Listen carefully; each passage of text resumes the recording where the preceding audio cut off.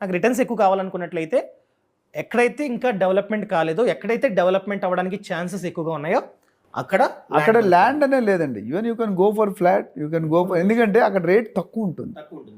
Upcoming areas అంటాం మన real estate భాష. ఇప్పుడు డెవలపింగ్ కంట్రీస్, డెవలప్డ్ కంట్రీస్ ఎట్లా ఉందో, అండర్ డెవలపింగ్, అప్కమింగ్ ఇప్పుడు ఈ రోజు నుండి మన 2050 కల్లా people are expecting something else. ఇప్పుడు ఇక్కడ ఏదైతే మనం 20,000 అనుకున్నామో, we may reach to Bengaluru stage, 1,00,000 square feet, 50,000 square ఫీట్కి వెళ్ళిపోతాం. అదే అక్కడ కొనుక్కో. ఇప్పుడు ఇక్కడ ఏమవుతుంది, బయట కన్స్ట్రక్షన్ కాస్ట్ 1,500, 2,000, ల్యాండ్ కాస్ట్ 1,000 రూపాయలు, అంటే 2,500 పర్ స్క్వేర్ ఫీట్కి ఫ్లాటే వచ్చేస్తుంది.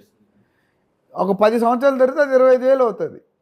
అదే ఫ్లాట్ ఇక్కడ కొనుక్కుంటే అక్కడ 10 టైమ్స్ అవుతుంది, ఇక్కడ 2 టైమ్స్ అవుతుంది.